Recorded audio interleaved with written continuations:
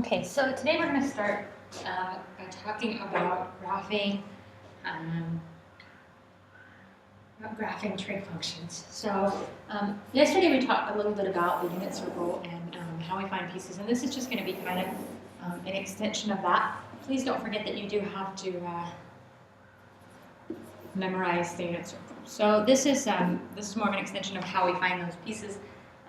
So what we're going to do is we're going to have a triangle that we're going to set up here. We're going to call this side R. Okay.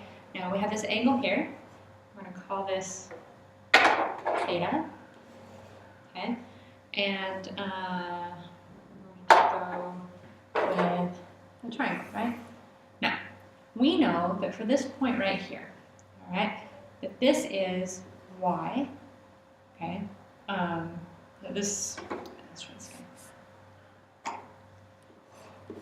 This point right here has an x and y value, right? The x value is going to be the distance from here to here, okay? Or that leg would be called x. The y value is going to be the distance from there to there, so y. So my point right here is x, y. Okay. Now, so now we have three legs of the triangle. This is really important. We have our x, we have our y, okay, and we have something called r, right, which is our hypotenuse. Now, if you remember correctly, the Pythagorean theorem says a squared plus b squared equals c squared, or leg plus leg equals the hypotenuse squared, right? So we have x squared plus y squared equals r squared. So if we want to know what the distance or the space on r, all we have to do is take the square root of x squared plus y squared. All right, so this is really important when we're trying to figure out pieces of the triangle. If all we know is x and y, we can find r by doing it this way. All right, so knowing all of this is actually really cool how this works. Right? So we can now rewrite the trig functions, okay, as the sine of theta equals y over r. Opposite over hypotenuse, right? Notice the y is the opposite, the hypotenuse is there. The cosine is x over r, and the tangent is y over x, opposite over adjacent. All right, so now we have these trig functions written in this different way. We have them written in forms of x and y and r. We could also do cosecant, which would just be the opposite of the sine, which is r over y. The secant, which is r over x, and the cotangent, which would be x over y. So let's go ahead and find, let's do an example. I'm going to go ahead and erase this so that we still have our functions written here, the sine, cosine, and tangent, so we don't forget what they are. So we're going to go ahead and find, let's say I have a triangle like this, and this point right here is, whoops, that triangle's not going to be there, but that's my point. Let's do it this way. Go this direction. Okay. So this point right here would be -3, 2. Okay. And I want to find sine, cosine, and tangent. On your homework, you may be asked to find the 6 trig functions. That means you got to go secant, cosecant, and cotangent as well. I'm just going to do 3 on homework on the notes. So first of all, before we do this, we have to find out what the r value is. So we know that this is 2. We know that this is -3. But what is this value right here? So we know that r squared equals the square root of 2 squared plus -3 squared. Make sure you use parentheses or you're going to mess it up. So r squared equals 2 squared is 4, -3 squared is 9. I guess it's not r squared. At this point it's r. Okay. R equals the square root of 13. So now we have our 3 pieces. So our sine of theta is 2 over the square root of 13. Our cosine of theta is -3 over the square root of 13. And our tangent of theta is -2 over -3. So that's the first thing. All right. Now we need to look at our unit circle again. Right, now you should have this unit circle. We did this in class. today or yesterday, depending on when you did your homework. Okay. Keep in mind also that you do have to memorize this. All right. Hopefully I can get everything up there. We may not be able to see everything. I may need to move back and forth. But so here's our unit circle. All right. Now what we want to do is we have we know all of these have to do with the 36 to 90 triangles. Okay. So I'm not going to draw the triangles on there because otherwise it'll get too messy. But all of them have to do with the 36 to 90 triangles. So what we want to do is we want to find things that might not actually be on the unit circle. So, for example, let's say that I have 9 pi over 2, okay? And I want to find the 6 trig functions. Now, the thing of it is, there's a couple of things that we need to know.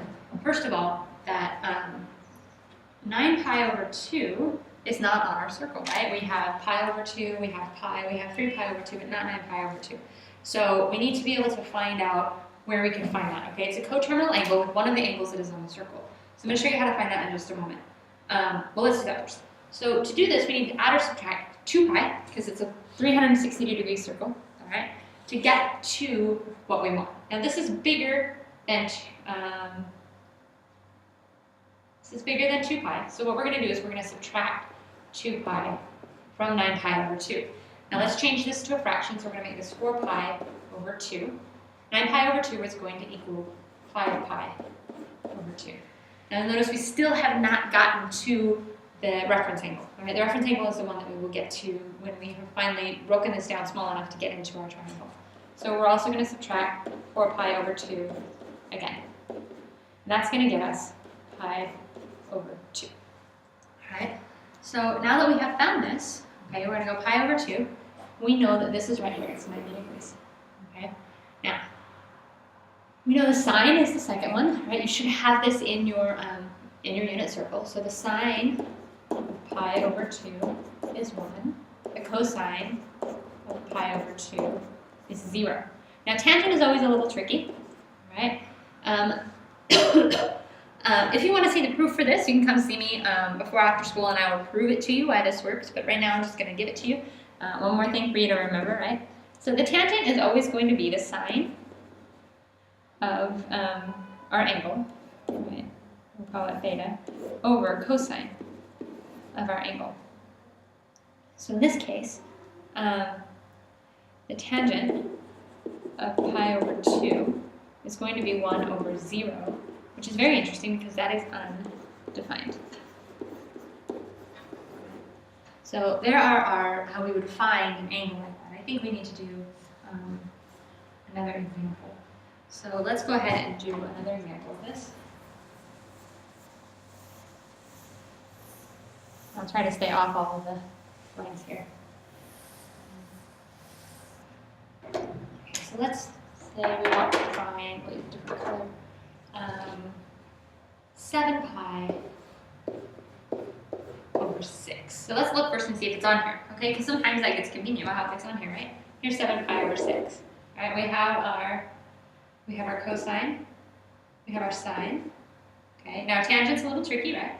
So we're going to go sine -1/2 over -square root of 3 over 2. Now, something about fractions, if you don't remember this, is that if you have a fraction over a fraction and the denominators are the same, okay, they will cancel out. So my answer is, and they're both negative, positive 1 over the square root of 3. All right, so let's try another one.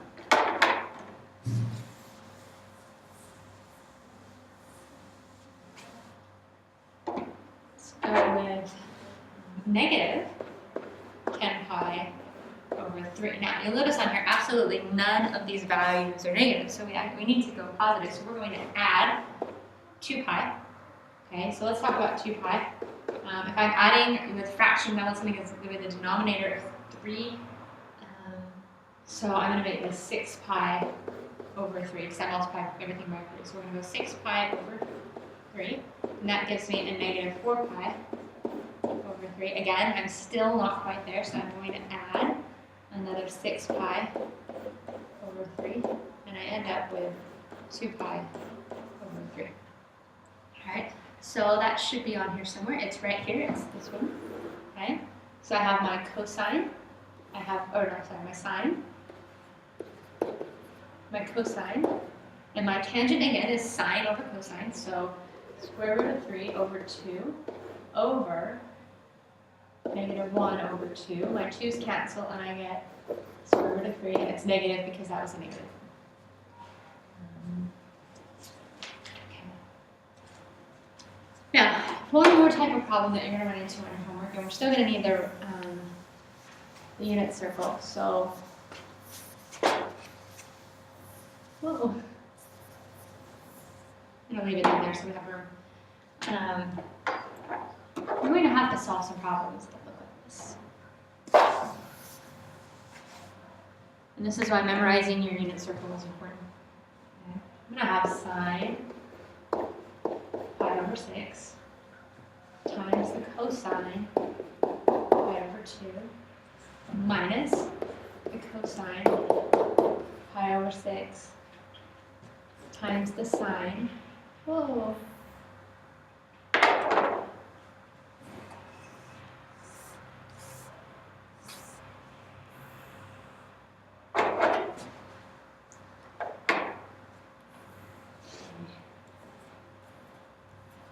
Alright, I'm going to exit my full screen so that I can make this work a little better because it's not cooperating.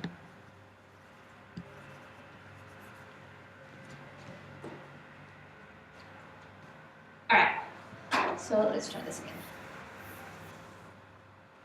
Okay, so sine of pi over 6 times cosine pi over 2 minus the cosine pi over 6 times the sine pi over 2. Okay, now I can hear a lot of you saying, well, Ms. Hurst, I can just put it in my calculator. No, you're going to have to show work. I want to see that you understand the background behind this. This is really important as we get into calculus and that kind of stuff. You do need to remember these. You will use these to apply a lot of different things, so you must know this. So I am going to demand that you memorize, and I'm also going to demand that you do not use calculators on this. Okay, you may use calculators to check your work, but you must show all of your work on this.